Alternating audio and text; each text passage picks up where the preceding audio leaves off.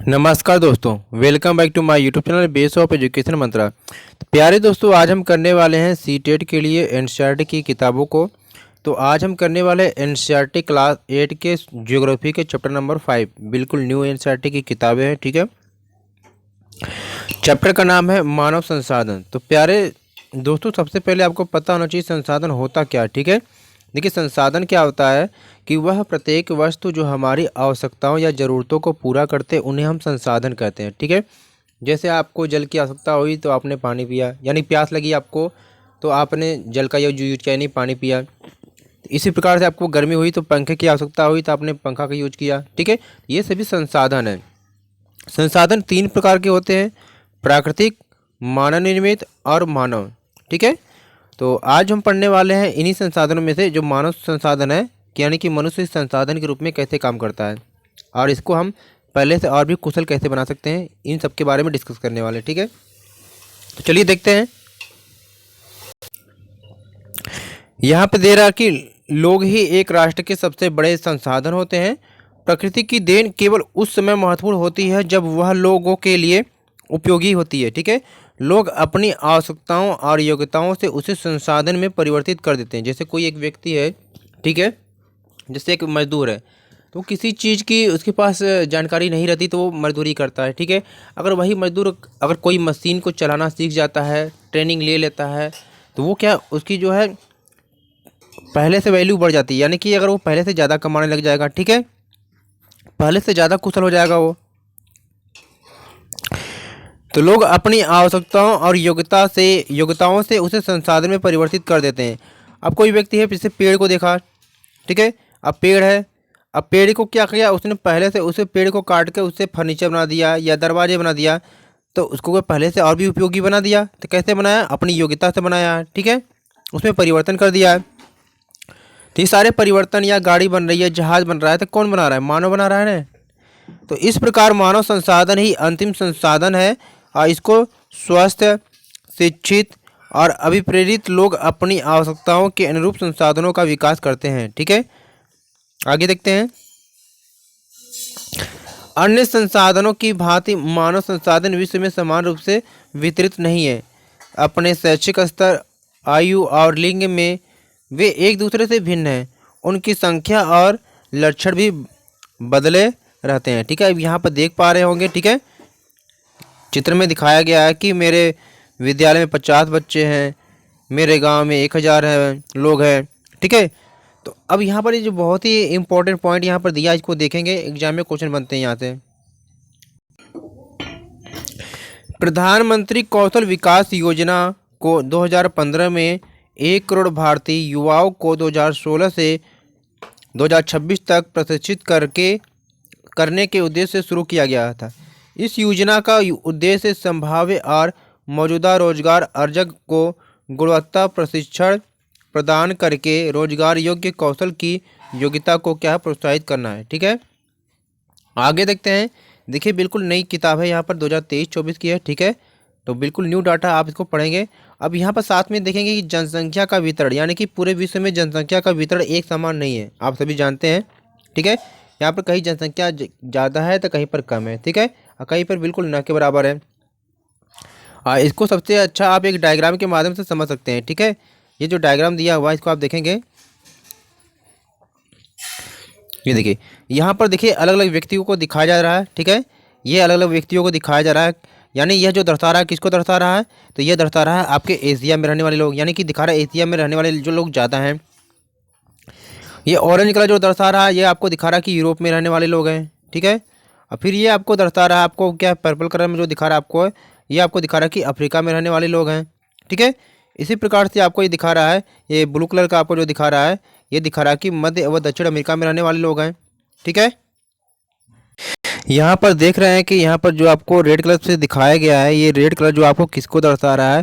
तो ये आपके क्या है, उत्तरी अमेरिका को दर्शा रहा है, ठीक। किसको दर्शा रहा है? यहाँ पर देख पा रहे हैं ये उत्तरी अमेरिका को दर्शा रहा है, ठीक है।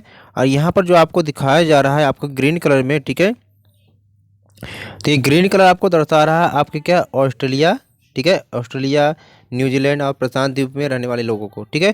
तो अब यहाँ पर जब देख पा रहे हो कि सबसे ज़्यादा जो जनसंख्या कहाँ पर रह रही है, तो ये आपके रह रही है यहाँ पर एशिया महाद्वीप में, ठीक है। चलिए देखते हैं। भूपृष्ठ पर जिस प्रकार लोग फैले हैं उसे क्या जनसंख्या वितरण का प्रतिरूप कहते हैं। विश्व की जनसंख्या का 90% से अधिक भाग जो है भूपृष्ठ के लगभग 30% भागों पे रहता है। यानी कि हम कह सकते हैं कि जितनी जनसंख्या है, यानी जनसंख्या का जो 90% जो लोग हैं ये कितने 30% भागों पर रहते हैं। ठीक है। विश्व में जनसंख्या का जो वितरण है अत्यंत असमान है। कुछ क्षेत्र बहुत घने बसे हैं और कुछ क्षेत्र काफ़ी विरल हैं। ठीक है। दक्षिण पूर्व एशिया, यूरोप और उत्तर पूर्वी उत्तर अमेरिका घने बसे हैं। ठीक है। उच्च अक्षांशीय क्षेत्रों, उष्णकटिबंधीय मरुस्थलों, उच्च पर्वतों और विषुवतीय वनों के क्षेत्रों में बहुत कम लोग रहते हैं। यानी कि इन सारे क्षेत्रों में, यानी कि आप कह सकते हैं कि रेगिस्तानी क्षेत्रों में या पर्वतों पे या इन क्षेत्रों में लोग बहुत कम लोग रहते हैं। ठीक है। विषुवत वृत्त के दक्षिण की अपेक्षा विषुवत वृत्त के उत्तर में बहुत अधिक लोग रहते हैं। विश्व की कुल जनसंख्या के लगभग 3/4 लोग 2 महाद्वीपों एशिया और अफ्रीका में रहते हैं। ठीक है। विश्व के 60% लोग केवल 10 देशों में ही रहते हैं। देखिए कितनी अच्छी बात है। यहाँ पर आप देखेंगे, ठीक है, कि क्या दे रहा है कि भाई विश्व की घनी आबादी वाले देश, विश्व के रूपरेखा मानचित्र पर इन देशों को आपको क्या चिन्हित करना है। आप यहाँ पर देख पा रहे होंगे कि सबसे जो है ज़्यादा जनसंख्या में यहाँ पर कौन सा चीन को दिखाया जा रहा है 2011 की जनगणना के अनुसार है। और फिर यहाँ पर भारत को दिखाया जा रहा है, फिर यूएसए है, फिर इंडोनेशिया है, ब्राज़ील है, पाकिस्तान, बांग्लादेश, नाइजीरिया, रूस और जापान। ठीक है। आप यहाँ पर देख पा रहे होंगे जनसंख्या यहाँ पर दिया गया। ठीक है। चलिए आगे देखते हैं। अब यहाँ पर आपको दिया हुआ है कि भाई मेन पॉइंट आपको देखो, क्वेश्चन याद बनते हैं कि भारत की जनसंख्या का औसत जो घनत्व कितना है, तो ये आपके क्या है 382 है। देखिए पूरी भारत का जनसंख्या घनत्व 382 है। अगर यही बात किया जाता है कि भारत में जो राज्यों का जो जनसंख्या घनत्व अगर पूछा जाएगा किसका सबसे ज़्यादा है, तो आपको बिहार का बताना है। ठीक है। राज्य में अगर बात किया जाएगा तो ये बिहार की जनसंख्या घनत्व सबसे क्या है ज़्यादा है। ठीक है। 1100 कितना है 1106 है। ठीक है। ये 2011 की जनगणना के अनुसार। अब आगे देखते हैं यहाँ पर जनसंख्या घनत्व क्या है कि पृथ्वी पृष्ठ के एक इकाई क्षेत्र में रहने वाले लोगों की संख्या को जनसंख्या का घनत्व कहते हैं। सामान्य रूप से यह प्रति वर्ग किलोमीटर में व्यक्त किया जाता है। ठीक है। संपूर्ण विश्व का औसत जनसंख्या घनत्व 51 प्रति व्यक्ति वर्ग किलोमीटर 51 व्यक्ति प्रति वर्ग किलोमीटर है। सबसे अधिक जनसंख्या घनत्व दक्षिण मध्य एशिया में है। इसके पश्चात क्रमशः पूर्वी एशिया एवं क्या दक्षिण पूर्व एशिया में है। आप कह सकते हैं कि एक समझने के लिए कि प्रति 1 वर्ग किलोमीटर में जो रहने वाले लोगों की संख्या है वो जनसंख्या घनत्व होता है। ठीक है। आप ऐसे समझिए। ठीक है। अब यहाँ से भी क्वेश्चन आपसे पूछे जाते हैं कि जनसंख्या वितरण को प्रभावित करने वाले कौन कौन से कारण, यानी कि कौन कौन से ऐसे कारक हैं जो लोगों को क्या है प्रभावित करते हैं रहने के लिए। ठीक है। जनसंख्या को वितरण के लिए तो यहाँ पर कई है। पहला इसमें देखेंगे क्या भौगोलिक कारक है। तो भौगोलिक कारक में आप यहाँ पर देखेंगे स्थलाकृति, यानी कि स्थल की आकृति है। ठीक है। लोग सदैव क्या पर्वतों और पठारों की तुलना में मैदानी भागों में ही रहना पसंद करते हैं। आप देखते होंगे कि मैदानी क्षेत्रों में लोगों की संख्या बहुत ज़्यादा जनसंख्या, इसकी अपेक्षा पर्वतों और पठारों के। ठीक है। क्योंकि ये क्षेत्र खेती, विनिर्माण और सेवा क्रियाओं के लिए उपयुक्त होता है।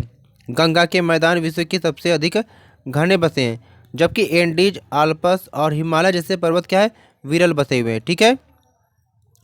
अब यहाँ पर देखते हैं कि जलवायु प्रभावित करने वाले जलवायु हैं कि लोग सामान्य रूप से चरम जलवायु को अत्यधिक गर्म अथवा अत्यधिक ठंडी जैसी सहारा मरुस्थलीय, रूस के ध्रुवीय प्रदेश, कनाडा और आर्कटिक में रहने से बचते हैं। ठीक है।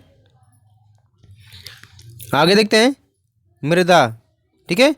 यानी उपजाऊ जो मृदाएं हैं कृषि के लिए उपयुक्त भूमि प्रदान करती हैं।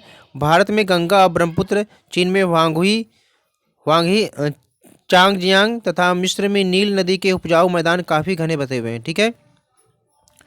और लोग क्या करते हैं, और फिर यहाँ पर जल भी है। यहाँ पर लोग उन क्षेत्रों में रहने को प्राथमिकता देते हैं जहाँ अलवड़ी जल, यानी कि जो पीने के लिए जल जहाँ पर आसानी से उपलब्ध होता है। विश्व की नदी घाटियाँ घने बसे क्षेत्र है, जबकि मरुस्थल क्या विरल जनसंख्या वाले हैं। ठीक है। अब यहाँ पर खनिज को देखते हैं। ठीक है। खनिज क्या निक्षेपों वाले क्षेत्र अधिक बसे हुए हैं, जहाँ पर खनिज संसाधन ज़्यादा पाए जाता है वहाँ पर लोग ज़्यादा घने बसे हुए हैं। दक्षिण अफ्रीका की हीरे की खानें, मध्य पूर्व में तेल की खोज ने इन क्षेत्रों में लोगों को रहने के लिए प्रेरित किया है। ठीक है। अब यहाँ पर देखते हैं क्या कि जलवायु को प्रभावित कर, जो जनसंख्या को प्रभावित करने वाले जो सामाजिक, सांस्कृतिक और आर्थिक कारक क्या क्या है। ठीक है, तो ये आर्थिक कारक में देखेंगे, औद्योगिक क्षेत्र रोजगार के अवसर प्रदान करते हैं। लोग बड़ी संख्या में इन क्षेत्रों की ओर आकर्षित हैं, जैसे जापान में ओसाका और भारत में मुंबई। देखिए, जहाँ पर रोजगार लोगों को मिलता है, लोग वहाँ पर भी ज़्यादा जाते हैं। घर आपने देखा गांव से लोग शहर में आते हैं। ठीक है, सांस्कृतिक कारक भी है भाई, धर्म है, सांस्कृतिक महत्ता वाले स्थान है, लोगों को भी क्या आकर्षित करते हैं, जैसे वाराणसी है, यरूशलेम और वेटिकन सिटी, इसके क्या कुछ उदाहरण हैं। ठीक है, सामाजिक कारक भी है जनसंख्या को प्रभावित करने के लिए। तो सामाजिक कारक में आप देखेंगे कि अच्छे आवास, शिक्षा और स्वास्थ्य सुविधाओं के क्षेत्र अत्यधिक घने बसे हैं। यानी लोग अधिकतर क्या है, वहीं पर रहना चाहते हैं जहाँ पर सभी प्रकार की सुविधाएं हों, बच्चों को पढ़ने के लिए सही से स्कूल हो, शिक्षा की सुविधा हो, स्वास्थ्य की सुविधा है, अस्पताल जहाँ पर है। ठीक है, अब आगे देखते हैं कि यहाँ पर आपसे एक क्वेश्चन पूछा जाएगा कि जीवन प्रत्याशा क्या है।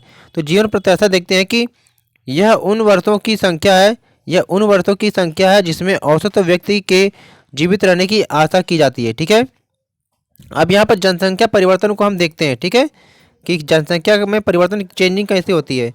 जनसंख्या परिवर्तन से तात्पर्य एक निश्चित अवधि के दौरान लोगों की संख्या में परिवर्तन से है। विश्व की जनसंख्या स्थिर नहीं रहती है, यह कई गुना बढ़ गई है, जैसा कि चित्र 6.3 में आप देख रहे हैं। क्या ऐसा क्यों वास्तव में जन्म और मृत्यु की संख्या में परिवर्तन के कारण हुआ है। मानव इतिहास की लंबी अवधि में सन 1800 तक विश्व की जनसंख्या धीरे धीरे बढ़ रही है। बड़ी संख्या में बच्चे जन्म लेते हैं, लेकिन शीघ्र ही उनकी मृत्यु भी हो जाती है। ऐसा इसलिए था क्योंकि वहाँ उचित स्वास्थ्य सुविधाएं नहीं थी, सभी लोगों के लिए पर्याप्त भोजन उपलब्ध नहीं था। किसान सभी लोगों को भोजन की आवश्यकताओं को पूरा करने के लिए पर्याप्त उत्पादन करने में सक्षम नहीं थे। इसके परिणामस्वरूप जनसंख्या में वृद्धि बहुत कम थी। ठीक है, लेकिन इसके साथ साथ देख रहे हैं क्या, जब सुविधाएं होती गई, ठीक है, यानी 1804 में विश्व की जनसंख्या 1 अरब हो गई। 150 वर्ष बाद 1959 में विश्व की जनसंख्या 3 अरब पहुंच गई। इसे प्रायः जनसंख्या विस्फोट कहते हैं। ठीक है, जनसंख्या जब अचानक से वृद्धि हो जाए, जनसंख्या इसको विस्फोट कहते हैं। ठीक है, अब यहाँ पर देखेंगे आप क्या है, 1999 में 30 वर्ष की अवधि से कम में जनसंख्या दोगुनी 6 अरब हो गई। इस वृद्धि का मुख्य कारक खाद्य आपूर्ति एवं औषधियों के कारण मृत्यु दर कम होना है, जबकि जन्म दर अभी भी बहुत अधिक है। ठीक है, अब यहाँ पर देखेंगे कि जन्मों को साधारणतः जन्म दर से आंका जाता है। जन्म दर की परिभाषा देखिए कि प्रति 1000 व्यक्तियों पर जीवित जन्मों की संख्या में मापा जाता है, यानी कि प्रति 1000 व्यक्तियों में जीवित बच्चों की जो संख्या होती है उसे जन्म दर कहते हैं। ठीक है, मृत्यु दर को देखेंगे कि प्रति 1000 व्यक्तियों पर मृतकों की जो संख्या में मापा जाता है। ठीक है, किसी क्षेत्र विशेष में लोगों के आने जाने को प्रभावित करते हैं। देखो, जनसंख्या 3 तरह से बदलती है, परिवर्तन होता है। कोई व्यक्ति अगर वहाँ पर जन्म लेता है तो जनसंख्या वहाँ पर बढ़ जाती है, तो वो भी परिवर्तन हो गया। कोई व्यक्ति अगर मरता है तो जनसंख्या वहाँ से कम होती है, वो भी चेंजिंग होता है। अगर कोई व्यक्ति क्या है, एक जगह से दूसरी जगह पर आता है तो वो भी जनसंख्या में परिवर्तन होता है। ठीक है, उसको प्रवास कहते हैं। जन्म और मृत्यु जनसंख्या परिवर्तन के प्राकृतिक कारण है। एक देश के जन्म दर और मृत्यु दर के बीच अंतर को क्या कहते हैं, प्राकृतिक वृद्धि दर कहते हैं। ठीक है, यह है, देखेंगे, ये देखिए जनसंख्या किस प्रकार से बढ़ रही है। ठीक है, विश्व में जनसंख्या के बढ़ने का मुख्य कारण क्या है, प्राकृतिक वृद्धि दर का तीव्र से बढ़ना है। ठीक है, अब यहाँ पर देखिए आप्रवास उत्प्रवास का मतलब क्या होता है, ध्यान से देखेंगे। जब व्यक्ति नए देश में जाता है तो उसे आप्रवास कहते हैं। आप्रवास यानी आइए। उत्प्रवास जब व्यक्ति देश को छोड़ता है। उत्प्रवास मतलब उठ जाइए, तो मतलब निकल जाइए। उठना मतलब जब कोई जाता है तो उठता ही है। इस तरह से ट्रिक लगा के आप याद करेंगे। ठीक है, तो देखेंगे प्रवास एक अन्य कारण है जिससे जनसंख्या के आकार में क्या परिवर्तन होता है। लोग एक देश से अथवा देश के बीच एक स्थान से दूसरे स्थान पर जा सकते हैं, उसे उत्प्रवासी वे लोग होते हैं जो देश को छोड़ते हैं। आप्रवासी वे लोग होते हैं जो देश में आते हैं। ठीक है, संयुक्त राज्य अमेरिका और ऑस्ट्रेलिया जैसे देशों में भीतरी प्रवास अथवा आप्रवास द्वारा संख्या बढ़ी है। सूडान देश एक ऐसा देश है जिसमें लोगों के बाहर चले जाने अथवा उत्प्रवास के कारण जनसंख्या में कमी का अनुभव किया गया है। ठीक है, यहाँ पर आप देख रहे हैं डायग्राम के द्वारा कैसे समझाया गया है जनसंख्या वृद्धि के बारे में। और जनसंख्या यहाँ पर स्थिर है। ठीक है, और यहाँ पर जनसंख्या में कमी है। क्यों है?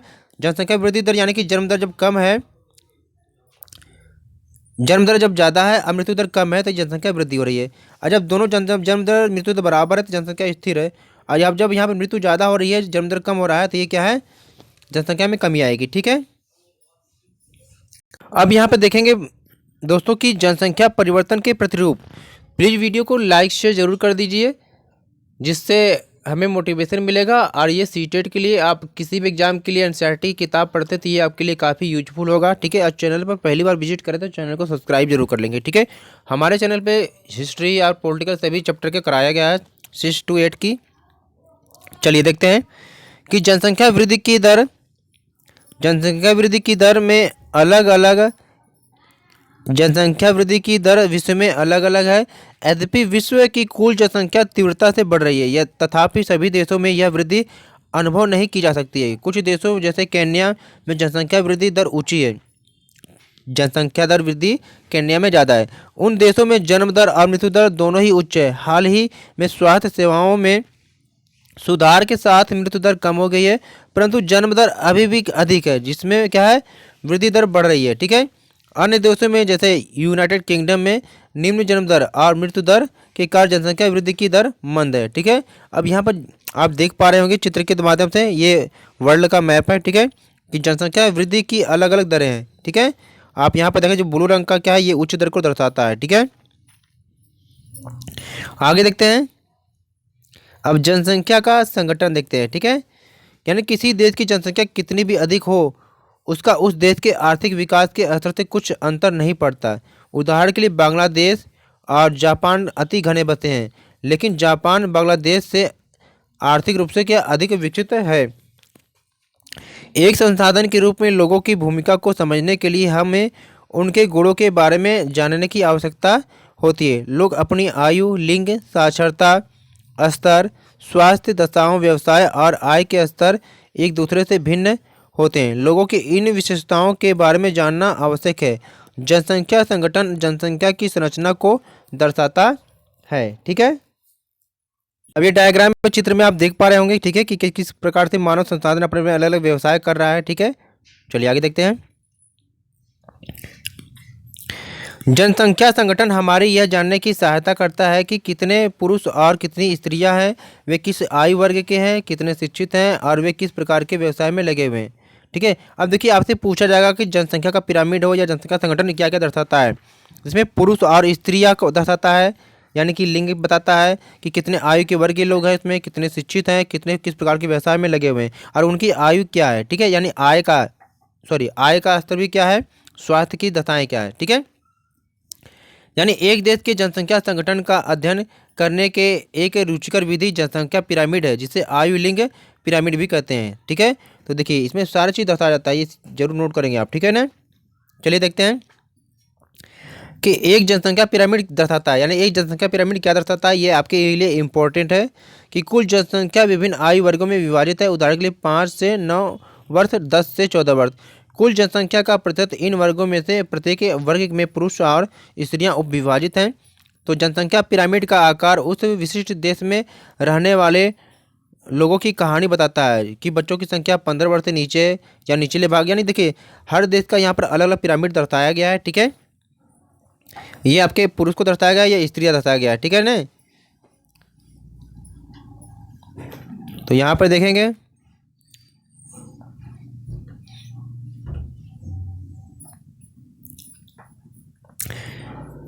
में दिखाई गई है और यह जन्म के स्तर को दर्शाती है।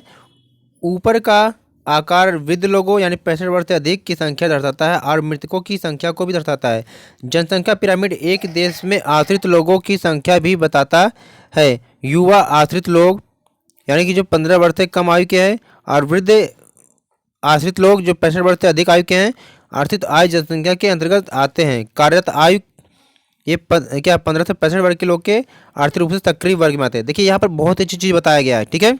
कि युवा आश्रित लोग क्या है, जो 15 वर्ष से कम आयु के लोग हैं, ये आश्रित है किसी पर। वृद्ध लोग क्या है, ये 65 वर्ष से अधिक लोग हैं, ये भी आश्रित लोग हैं दोनों लोग। और जो कार्य करने वाले युवा वर्ग हैं वो 15 से 65 वर्ष के बीच के लोग होते हैं। ठीक है। अब देखिए यहाँ पर जो केन्या का पिरामिड दिखाया गया है। ठीक है। एक देश का जनसंख्या पिरामिड जिसमें जन्म दर और मृत्यु दर दोनों ही ऊंचे हैं, आधार आधार पर चौड़ा है, ठीक है। और ऊपर क्या है, तीव्रता से सकरा होता है। ऐसा इसलिए है कि बहुत से बच्चे जन्म लेते हैं, लेकिन उनमें से अधिकतर की मृत्यु शैशव काल में ही हो जाती है और कुछ ही बड़े हो पाते हैं, इसलिए वहाँ वृद्ध लोग बहुत कम हैं। इस स्थिति को केन्या के पिरामिड से दिखाया गया। देखिए ये केन्या के पिरामिड को दिखाया गया, कितनी अच्छी सी बात लिखा गया इसमें, ठीक है। आधार क्यों चौड़ा है, क्योंकि यहाँ पर जन्म दर और मृत्यु दोनों ही बराबर है, ठीक है। आगे देखेंगे, फिर यहाँ देखेंगे जिन देशों में मृत्यु दर विशेष रूप से बहुत छोटे बच्चों में कम हो रही है, युवा आयु वर्ग का पिरामिड चौड़ा है क्योंकि शिशु प्रौढ़ावस्था तक जीवित रहता है। यह भारत के पिरामिड में क्या है, दृष्टिगोचर होता है, ठीक है। ये भारत का पिरामिड दिखा रहा है आपको, ठीक है। आप यहाँ से देख सकते हैं कि भाई पिरामिड अगर दिखाता तो आपको ये लिखना पड़ेगा यहाँ पर कि क्या है कि जब जिस देश में मृत्यु दर कम हो और युवा आयु वर्ग का पिरामिड जो है चौड़ा होता है, देखिए दिखा रखा है, ठीक है। इस प्रकार की जनसंख्या में युवा सापेक्षता अधिक है।